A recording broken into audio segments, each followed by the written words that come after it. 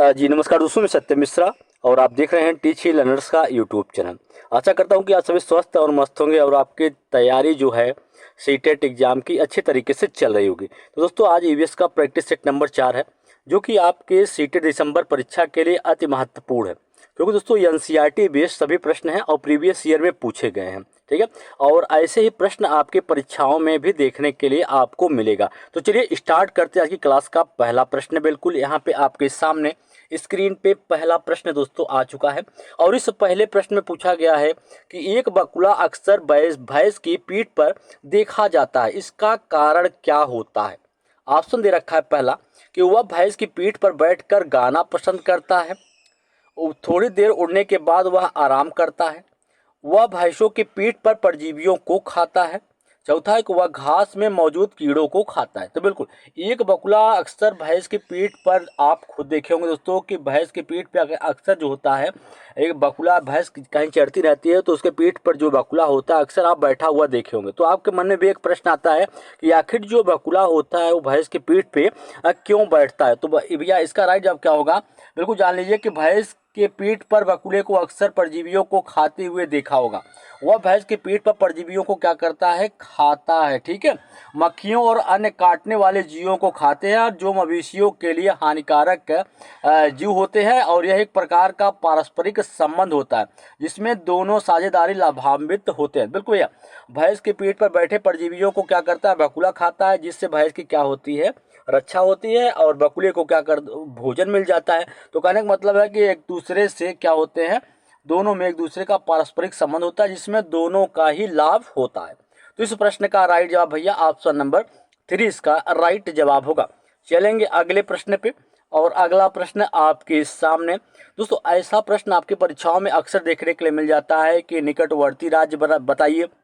Direction base भी प्रश्न इसी पे आधारित होता है, तो कई प्रश्न आपको यहाँ पे देखने के लिए मिलेंगे। ठीक है, तो चलिए पहला जो इसमें प्रश्न पूछा गया है, तमिलनाडु के निकटवर्ती राज्य क्या हैं। पहला ऑप्शन दे रखा है कि आंध्र प्रदेश, कर्नाटक, महाराष्ट्र, आंध्र प्रदेश, केरल, कर्नाटक, आंध्र प्रदेश, उड़ीसा, केरल, आंध्र प्रदेश, गुजरात और महाराष्ट्र। तो बिल्कुल यहाँ पे हम बात करेंगे, तमिलनाडु भारत का जो है दक्षिणी राज्य है, और चेन्नई बिल्कुल चेन्नई जो है तमिलनाडु की क्या है, राजधानी है। ठीक है, अगर कहीं पूछ लेता है कि तमिलनाडु की राजधानी क्या है भैया, तो चेन्नई जो है वो तमिलनाडु की राजधानी क्या है, चेन्नई है। बिल्कुल, तमिलनाडु क्षेत्रफल के हिसाब से 10वां सबसे बड़ा भारतीय राज्य है, और जनसंख्या के हिसाब से अगर बात करें तो जनसंख्या के हिसाब से 6वां सबसे बड़ा राज्य है। तो बिल्कुल यहाँ पे हम बात करेंगे कि तमिलनाडु के पड़ोसी राज्य कौन से हैं, तो तमिलनाडु के पड़ोसी राज्य आंध्र प्रदेश, केरल और कर्नाटक है। तो बिल्कुल इसका राइट जवाब ऑप्शन नंबर सेकंड इसका राइट जवाब होगा। चलेंगे अगले प्रश्न की तरफ। दोस्तों वीडियो अच्छा लगे तो लाइक शेयर और सब्सक्राइब जरूर करिएगा, हो सके तो आपके साथ साथ आपके मित्र जो है उनको भी इसका फायदा हो। ठीक है, चलिए अगले प्रश्न पे चलते हैं, और अगला प्रश्न यहाँ पे आपके सामने इसे पूछा गया है कि माउंट एवरेस्ट के बारे में सही कथन का चयन कीजिए। पहला कथन दे रखा है, ऑप्शन के थ्रू यहाँ पे दिया गया है और आपको चूज करना है कौन सा ऑप्शन सही है। पहला है, यह जम्मू कश्मीर का हिस्सा है और इसकी चोटी की ऊंचाई 8900 मीटर। दूसरा है, यह नेपाल का हिस्सा है और इसकी चोटी की ऊंचाई 8900 मीटर है। यह भारत का हिस्सा है और इसकी चोटी की ऊंचाई जो है 9850 मीटर है। यह तिब्बत का हिस्सा है और इसकी चोटी की ऊंचाई जो है 9850 मीटर। तो सबसे पहले आप जानिए कि माउंट एवरेस्ट है क्या। तो भैया माउंट एवरेस्ट की अगर बात करें हम, तो माउंट एवरेस्ट जो है दुनिया के सबसे ऊंची चोटी है, और यह कहाँ पे स्थित है, यह नेपाल में स्थित है। कहाँ पे, यह नेपाल में स्थित है। ठीक है, माउंट एवरेस्ट की ऊंचाई, बिल्कुल माउंट एवरेस्ट की ऊंचाई 8848 मीटर अगर माने हम इसका, तो बिल्कुल ये 8900 मीटर है। ठीक है, बिल्कुल 8900 मीटर इसकी ऊंचाई है। अब माउंट एवरेस्ट की बात करें तो यह हमेशा जो होता है बर्फ से, बिल्कुल यह हमेशा क्या होता है, बर्फ से ढका हुआ होता है। ठीक है, और नेपाल में इसे किस नाम से जानते हैं, तो नेपाल में भैया इसको क्या है, सागर माथा कहते हैं। क्या कहते हैं, सागर माथा के नाम से जो है इस चोटी को सागर माथा के नाम से जाना जाता है। तो चलेंगे भैया इस प्रश्न का राइट जवाब यहाँ पे देखेंगे, समझ में आ गया होगा कि यह क्या है, यह चोटी जो है नेपाल का एक हिस्सा है, अर्थात नेपाल में स्थित है और इसकी चोटी की ऊंचाई जो है 8900 मीटर या 8848 मीटर। बिल्कुल ऑप्शन नंबर सेकंड क्या है, राइट हो जाएगा। क्या नेपाल का हिस्सा है और इसकी चोटी की ऊंचाई 8900 मीटर है। चलेंगे अगले प्रश्न की तरफ। और अगला प्रश्न यहाँ पे आपके सामने भैया, इसमें पूछा गया है कि निम्नलिखित में से कौन सा जड़ों का कार्य नहीं है। पौधों का जकड़ना, पानी का अवशोषण करना, खनिज लवण का अवशोषण करना या स्टार्च का बनाना। तो बिल्कुल भैया, एक पौधा होता है, आपको पता है कि पौधे में पत्तियां होती हैं इत्यादि चीज़, देखिए पत्तियां होती हैं, ठीक है, फल फूल जो भी लगते होते हैं, और इसमें क्या होती है, जड़ें होती हैं। तो जड़ों के कार्य के बारे में पूछा जा रहा है कि कौन सा कार्य। देखिए कुछ पौधे ऐसे होते हैं जिसमें कुछ जड़ें जो होती हैं भूमिगत होती हैं, कुछ जड़ें जो होती हैं भूमि के बाहर पाई जाती हैं। तो बिल्कुल यहाँ पे पूछा गया कि निम्न कौन सा कार्य जो है वो जड़ों का नहीं है। तो भैया यहाँ पे अगर हम बात करें तो जड़ों के कार्य होते हैं मिट्टी से पानी और खनिजों का अवशोषण करना, और वहीं पादपों के भागों को उचित स्थिरता प्रदान करते हैं। मतलब क्या करते हैं, मिट्टी से पौधे को क्या करते हैं, जकड़े रहती हैं। वहीं बात करें तो पौधों के विकास के लिए क्या होते हैं, महत्वपूर्ण सांधन होती है, और खनिज लवणों का अवशोषण करती हैं, पानी का अवशोषण करती हैं। जड़ें पौधों को मजबूती प्रदान करती हैं बिल्कुल, लेकिन स्टार्च का निर्माण जो है नहीं करती है। ठीक है, चले अगले प्रश्न पे चलेंगे। और अगला प्रश्न बिल्कुल आपके सामने स्क्रीन पे भी है यहाँ पे। इसमें पूछा गया है कि ब्रेल लिपि के बारे में निम्नलिखित कथनों का अध्ययन कीजिए। पहला कथन दिया है कि ब्रेल एक मोटे कागज पर डॉट्स या उभरे हुए बिंदु बनाकर लिखा जाता है। दूसरा है कि यह लिपि 8 बिंदुओं पर आधारित होती है। तीसरा कथन दे रखा है कि बिंदियों की पंक्तियों को एक नुकीले औजार से बनाया जाता है। चौथा है कि उठी हुई बिंदियों पर उंगलियां चलाकर इसे अब पढ़ा जाता है। तो बिल्कुल ब्रेल लिपि के बारे में अगर हम यहाँ पे बात करें तो सभी लोगों को लेके क्या होता है, दृष्टिबाधित व्यक्तियों के लोकप्रिय संसाधन होता है यह। और ब्रेल लिपि जो है 1821 ईस्वी में लुइस ब्रेल द्वारा जो है इसको जो है विकसित किया गया। देखिए कभी पूछ लेता है प्रश्न में कि ब्रेल लिपि कब विकसित किया गया था, तो 1821 ईस्वी में ब्रेल लिपि को विकसित किया गया था। और ऐसे व्यक्ति चीज़ों को, देखिए क्या होता है कि बच्चों सहित कुछ व्यक्ति जो होते हैं नेत्रहीन हो सकते हैं, लेकिन उनके पास चीज़ों को देखने के लिए बहुत ही सीमित जो है दृष्टि होती है, या कुछ कम ही चीज़ों को देख पाते हैं। तो ऐसे व्यक्ति चीज़ों को या तो छूकर या तो आवाज़ें सुनकर ज़्यादा ध्यान से पहचानने की उसको कोशिश जो है वो करते हैं। वे अपने अन्य इंद्रियों को अधिक क्या करते हैं, तेज़ी से विकसित करते हैं, और अतिरिक्त संसाधन उन्हें अपनी क्षमताओं को और अधिक विकसित और करने में मदद करते हैं। ठीक है, दृष्टिबाधित व्यक्तियों के लिए सबसे लोकप्रिय संसाधन जो है वो ब्रेल लिपि होता है। और ब्रेल लिपि में अगर हम बात करें तो ब्रेल लिपि एक मोटे कागज पर डॉट्स या उभरे हुए बिंदु बनाकर लिखा जाता है, और यह लिपि जो होती है 6 बिंदुओं पे आधारित होती है, और बिंदुओं की पंक्तियों को एक नुकीले औजार से जो है बनाया जाता है। और बिंदियों को जो है उठी हुई बिंदियों पर उंगलियां चलाकर इसे लोग पढ़ सकते हैं। तो बिल्कुल यहाँ पे जो आपका सेकंड नंबर का कथन दे रखा है कि यह लिपि 8 बिंदुओं पर आधारित होती है, गलत है। फिर कितने बिंदु पर आधारित, तो 6 बिंदुओं पर जो है ये लिपि आधारित होती है। तो इस हिसाब से इस प्रश्न का राइट जवाब 1, 3 और 4 नंबर का जो कथन है वो सही है। तो इसका राइट जवाब क्या होगा, ऑप्शन नंबर फर्स्ट इसका राइट जवाब होगा। चलेंगे अगले प्रश्न पे। और अगला प्रश्न यहाँ पे दे रखा है भैया कि मच्छरों के प्रजनन की रोकथाम के लिए कई विधियां जो हैं प्रस्तावित की जाती हैं। निम्नलिखित में से वह विधि ज्ञात की है जो कि मच्छरों के प्रजनन को नहीं रोकती है। बिल्कुल, कूलर के पानी को सप्ताह में कम से कम 2 बार बदल देना चाहिए। रुके हुए पानी, देखिए जहाँ पे पानी रुकेगा वहाँ पे मच्छरों का प्रजनन होगा, मतलब मच्छर जो है पलेंगे। ठीक है, और अगर जहाँ पे पानी नहीं रुकेगा भैया वहाँ पे मच्छर कम पलेंगे और उनका विकास या प्रजनन नहीं होगा। तो जाहिर सी बात है कूलर के पानी को अगर हम सप्ताह में 2 बार बदल देंगे तो वहाँ पे मच्छरों का प्रजनन जो है नहीं हो पाएगा। ठीक है, तालाब और पानी इकट्ठा होने वाले स्थानों पर मछली डाल देंगे जो कि मच्छर के लार्वा को क्या करेगा, भोजन के रूप में ग्रहण कर लेगा, तो वहाँ पे भी मच्छरों का प्रजनन जो है नहीं हो पाएगा।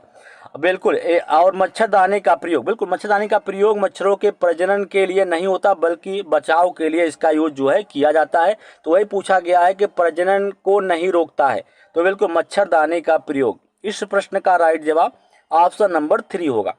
चलिए भैया आगे चलें। अगला प्रश्न यहाँ पे पूछा गया है कि हमारे देश के लगभग हर भाग में खाना बनाते समय मिर्ची डाली जाती है। हमारे देश में जो व्यापारी आए थे उनके द्वारा डैश से मिर्ची लाई गई थी? दक्षिण अमेरिका से, अफगानिस्तान से, ऑस्ट्रेलिया से या उज्बेकिस्तान से? तो बिल्कुल मनुष्य जाने अनजाने में बीजों को एक स्थान से दूसरे स्थान तक ले जाते हैं और लोग बगीचों में उगाने के लिए पौधों के बीज लाते हैं जो उन्हें सुंदर या उपयोगी लगते हैं और बाद में इन बीजों पौधों के बीज अन्य स्थानों पर जो है फैल जाते हैं। तो कई साल पहले अगर हम बात करें तो शायद लोगों को याद भी ना हो कि पौधे कहाँ से दोस्तों आए थे या कहाँ पे उगे थे, उद्गम स्थल उनका मेन क्या है। तो मिर्च मूल रूप से दक्षिण अमेरिका में पाई जाती है। कहाँ पे? दक्षिण अमेरिका। बिल्कुल इस प्रश्न का राइट जवाब क्या होगा? दक्षिण अमेरिका होगा। तो लोग कम से कम 6000 वर्षों से इसकी खेती जो है और व्यापार करते आए हैं। और बात करें अगर यहाँ पे तो पुर्तगालियों द्वारा गोवा के अपने व्यापारिक उपनिवेश के लिए या माध्यम से मिर्च को दक्षिण अमेरिका से जो है वो भारत में लाया गया था। तो चलिए भैया यहाँ पे कुछ और देश है और उनकी सब्जियां है उसके बारे में जान लेते हैं। तो देखिए कभी कभी पूछा था कि टमाटर, आलू, हरी मिर्च जो है उसका उद्गम स्थल क्या है? तो दक्षिण अमेरिका है। वहीं बात करें गोभी और मटर तो यूरोप की मूल स्थान इसका उद्गम कहाँ है? यूरोप है। और काफ़ी की बात करें और भिंडी जो है वो अफ्रीका की फसल है। और यहाँ पे आम, संतरा, केला, मेथी, पालक, बैगन, मूली ये मूल रूप से कहाँ के हैं? भारत के हैं। ठीक है भैया, चलेंगे हम अगले प्रश्न पे। और अगला प्रश्न यहाँ पे पूछा गया है कि रेखा की माता प्रतिदिन तालाब से एकत्रित जल में फिटकरी मिलाती हैं ताकि हल्की निलंबित अशुद्धियों के अवसादन के लिए, कठोर जल को मृदु जल में बदलने के लिए, जल में कीटाणुओं को मारने के लिए, जल को रंगहीन करने के लिए। बिल्कुल रेखा की माँ क्या करते हैं भैया? प्रतिदिन तालाब से जल को ले आती हैं और जलाब में जो अशुद्धियां हैं वो ऐसे ऊपर नीचे जो है फैली रहती हैं। तो अभी इन अशुद्धियों को हटाने के लिए या अशुद्धियों को अवसादन के लिए जो है वो क्या करते हैं? इसमें फिटकरी के कुछ पार्ट जो है इसमें मिला देती है और वो क्या करता है दोस्तों कि वो जो अशुद्धियां उसको अपने साथ लेके नीचे की तली में जो है वो बैठ जाता है। तो बिल्कुल हल्की निलंबित अशुद्धियों के अवसादन के लिए ही जो है यहाँ पे फिटकरी जो है वो मिलाया जाता है। ठीक है भैया, चलेंगे अगले प्रश्न पे। और अगला प्रश्न यहाँ पे आपके सामने स्क्रीन पे कि कक्षा 5 की पर्यावरण अध्ययन की पाठ्य पुस्तक में एक पाठ blue heart blue cold doctor Zakir Hussain द्वारा लिखित एक कहानी है।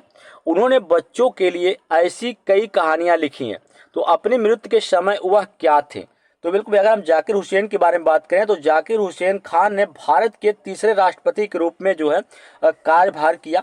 वह 13 मई 1967 से लेकर 3 मई 1969 तक उनकी जो है मृत्यु हुई, तब तक वे राष्ट्रपति पद पर जो है बने रहे। और उन्होंने 1962 से लेकर 1967 तक भारत के उपराष्ट्रपति के रूप में भी भैया यहाँ पे वो कार्यभार जो है वो संभाले। ठीक है, अगर यहाँ पे बात करें प्रेजेंट टाइम में तो भारत के प्रधानमंत्री डॉक्टर नरेंद्र मोदी है दोस्तों। नरेंद्र दामोदर दास मोदी जो है भारत के प्रधानमंत्री हैं। वहीं अगर हम बात करें मुख्य न्यायाधीश के तो धनंजय वाई चंद्रचूड़ हैं और भारत के उपराष्ट्रपति जगदीप धनखड़। तो बिल्कुल इस प्रश्न का जो राइट जवाब होगा तो ऑप्शन नंबर 4 इसका राइट जवाब होगा। चलेंगे अगले प्रश्न पे। और अगला प्रश्न यहाँ पे पूछा गया भैया कि कांच के जार और बोतलों को अचार भरने से पहले धूप में अच्छी तरह सुखाया जाता है, ऐसा क्यों किया जाता है? पहला है कि उनमें धूल हटाने के लिए, नमी को पूर्ण तरह से दूर करने के लिए, अचार को स्वादिष्ट बनाने के लिए या उनका तापमान बढ़ाने के लिए। तो बिल्कुल कांच के जार और बोतलों को अचार भरने से पहले उसको अच्छी तरीके से सुखाया जाता है भैया ताकि अचार खराब ना हो। तो बिल्कुल यहाँ पे नमी को पूरी तरीके से समाप्त करने के लिए या दूर करने के लिए ही अचार भरने से पहले बोतलों को सुखाया जाता है। चलेंगे अगले प्रश्न पे। और अगला प्रश्न यहाँ पे पूछा गया भैया कि खाद्य श्रृंखला की अवधारणा को पढ़ाने में छात्रों की अधिकतम भागीदारी के लिए निम्नलिखित में से कौन सी शिक्षण रणनीति सबसे प्रभावी होगी? छात्रों को विभिन्न आवासों में संचालित होने वाले संभावित खाद्य श्रृंखलाओं का पता लगाने के लिए कहना, छात्रों से इंटरनेट से संबंधित जानकारी एकत्र करने के लिए कहना, विद्यार्थियों से ब्लैक बोर्ड पर लिखी विभिन्न खाद्य श्रृंखलाओं के सभी उदाहरणों की नकल करने के लिए कहना, विभिन्न खाद्य श्रृंखलाओं को चित्रित करने के लिए जीवों को व्यवस्थित करने के लिए उनके प्ले कार्ड या खेलने वाले कार्ड को बनाना। बिल्कुल इस प्रश्न का राइट जवाब ऑप्शन नंबर 4 इसका राइट जवाब होगा। चलेंगे अगले प्रश्न पे। अगला प्रश्न भैया यहाँ पे पूछा गया है कि निम्नलिखित में से क्या पर्यावरण अध्ययन की कक्षा में शिक्षक के लिए आसान है? विद्यार्थियों को व्यस्त रखना, विद्यार्थियों को सूचना देना, विद्यार्थियों के लिए विचारों को महत्व देना या विद्यार्थियों को सीखने के अवसर प्रदान करना। तो पर्यावरण कक्षा में एक शिक्षक के लिए जानकारी देना सबसे आसान काम होता है, क्योंकि यह केवल शिक्षक पर ही निर्भर करता है। विद्यार्थियों की अनिवार्य भागीदारी की कोई आवश्यकता ही नहीं होती है। तो शिक्षक इस विषय के संबंध में केवल वही जानकारी दे सकता है जो उसके पास है। तो यह सबसे आसान होता है। बल्कि इस विद्यार्थियों को व्यस्त रखना या विद्यार्थियों के विचारों को महत्व देना, विद्यार्थियों को सीखने के अवसर देना, ये सब थोड़ा से क्या होता है दोस्तों, शिक्षक के लिए आसान नहीं होते। तो बिल्कुल यहाँ पे सबसे आसान पूछा गया है, तो बिल्कुल विद्यार्थियों को सूचना देना सबसे आसान होता है। चलेंगे अगले प्रश्न पे, और अगला प्रश्न यहाँ पे है कि इनमें से कौन सा खाना पकाने का सबसे अच्छा तरीका है? भूनना, तलना, सेकना, भाप से पकाना। तो खाना पकाने की सबसे अच्छी विधि की हम बात करें तो खाना पकाने की सबसे अच्छी विधि क्या होती है? भाप से खाने को पकाना। बिल्कुल इस तरह की खाने पकाने की तकनीक में भोजन तरल के ऊपर पकाया जाता है और वास्तव में जलमग्न नहीं होता, जिससे उसमें मौजूद जो है अधिकांश पोषक तत्व जो है वो भोजन में ही मौजूद रहते हैं। इस कारण इसे भोजन पकाने का सबसे अच्छा तरीका जो है वो माना जाता है भैया। ठीक है, चलेंगे अगले प्रश्न की तरफ, और अगला प्रश्न है यहाँ पे कि बच्चों को डैश के द्वारा प्रभावी ढंग से ईवीएस अधिगम में संलग्न जो है किया जा सकता है। पहला है कथाओं से, दूसरा कहानियों से, तीसरा है शिक्षक द्वारा अवधारणाओं की प्रभावी व्याख्या से, चौथा है कि शिक्षक द्वारा अवधारणाओं का प्रभावी प्रदर्शन और स्पष्टीकरण से। बिल्कुल यहाँ पे बात करें तो बिल्कुल बच्चों को प्रभावी ढंग से कहानियाँ और कथाओं के माध्यम से ईवीएस अधिगम ने जो है लगाया जा सकता है, क्योंकि ये शिक्षण अधिगम प्रक्रिया के सबसे प्रभावी उपकरण होते हैं जो बच्चों के पढ़ने के विकल्प को व्यापक बनाते हैं और बच्चों द्वारा प्रभावी ढंग से ईवीएस से सीखने में भी क्या करते हैं, मदद करते हैं। और बिल्कुल बच्चों को यहाँ पे बच्चों में कल्पना शक्ति और रचनात्मक क्षमता का भी विकास होता है, किससे? कथाओं और कहानियों के माध्यम से। बिल्कुल रुचि विकसित होती है और बच्चों को मनोरंजन और आनंद भी इससे मिलता है, और बच्चों की शब्दावली और सुनने और महत्वपूर्ण सोच कौशल में भी क्या होती है, इससे वृद्धि आती है। बिल्कुल, और कथाओं कहानियों के माध्यम से बच्चे क्या होते हैं, बच्चे अपने स्वयं के अनुभवों के आधार पर अर्थ निर्माण करने में क्या होते हैं, सक्षम हो पाते हैं। तो बिल्कुल इस प्रश्न का राइट जवाब ऑप्शन नंबर सेकंड इसका राइट जवाब होगा। आज के लिए इतना ही। अगर वीडियो अच्छा लगे तो लाइक, शेयर और सब्सक्राइब दोस्तों जरूर करिएगा।